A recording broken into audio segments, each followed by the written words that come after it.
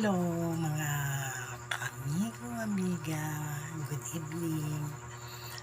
Pasensya na at late na ako gumawa ng kabuka ka pa si Mika. Pagod ako. Pagod ako guys. Kasi yung aking speaker pinagawa ko pa kaya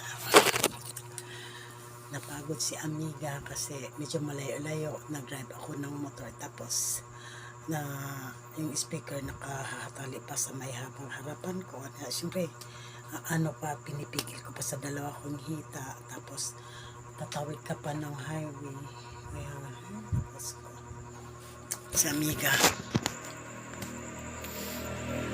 nakalimutan ko guys maggawa ng content kasi sa busy ko nitong araw na to kasi ang aking aso ay nagkasakit na naman. Diyos ko, malungkot si amiga ngayon pero hindi halata, diba? Ganda pa rin si amiga kahit may sakit ang aking alaga. Good evening.